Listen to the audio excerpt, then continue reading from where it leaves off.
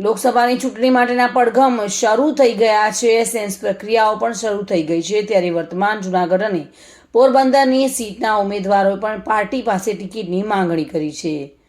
ત્યારે વધુ એક ચર્ચા સામે આવી રહી છે કે આ વખતે જૂનાગઢ અને પોરબંદર બેઠક પર કોઈ નવા ઉમેદવારને તક આપવામાં આવશે, પણ શું થશે તે વિશે અત્યાર તો કંઈ કહેવું વહેલું ગણાશે। આ ચર્ચાઓએ હાલમાં સ્થાનિક રાજકારણમાં ગરમાવો લાવી દીધો છે।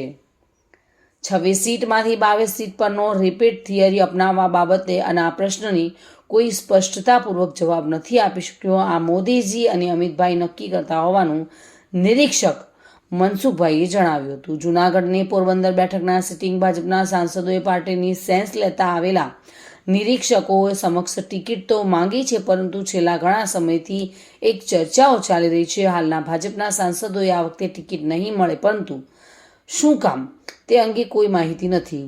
જોકે જૂનાગઢ અને પોરબંદર બંને સાંસદોને રિપીટ કરાય તેટલી હદે લોકપ્રિય કામગીરી થઈ રહી નથી। વિક્રમભાઈ હોય ખૂબ અનુભવી કાર્યકર્તાઓ છે અને અનેક વખત સેન્સની પ્રક્રિયાઓમાં ગયેલા છે। સુંદર રીતે કામગીરી ચાલી રહી છે। એવું મારે માટે કહેવું મુશ્કેલ છે। અમને તો અહીંયા જે કોઈ રજૂઆતો આવી, રજૂઆતો લઈને ત્યાં સબમિટ કરવાની છે, એ નિર્ણય પાર્ટીએ કરવાનો છે। ખાસ કરીને જે 26 માંથી 22 સીટો ઉપર નો રિપીટની થિયરી કદાચ શું કહેશો? આ તો મોદી સાહેબ અને અમિતભાઈ, તમને ખબર છે કે હંમેશા એક મેજિક માટેના જાણીતા છે। એવું લોકોની સામે લાવે છે, લોકોને ગમતી વાત સામે લાવે છે। એટલે દરેક લોકોને કે મતલબ 26 માંથી 22ને નો રિપીટ કરવા એવી પણ કોઈ બાબત નથી। જે સારો કાર્યકર્તા હશે, જે સારી રીતે કામ કરતો હશે, એમને ફરી પાછી ટિકિટ આપવાના જ હોય ને। લોકસભાની સાથે આપણે વિધાનસભાની પણ પેટા ચૂંટણી શું કહેશો? વિસાવદર બેઠક પર જે ખાલી થઈ છે, ખાસ વિસાવદરની પેટા ઇલેક્શન પણ સાથે જ યોજાવાની છે। એના માટે અલગથી સાંભળવાની પ્રક્રિયાઓ થવાની છે।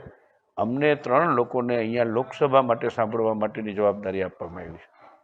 પરંતુ જૂનાગઢ અને પોરબંદર બેઠકના સિટિંગ મેમ્બરો રિપીટ કરવા કે ન કરવા તે બાબતે પાર્ટીએ આખરી નિર્ણય કરવાનો છે।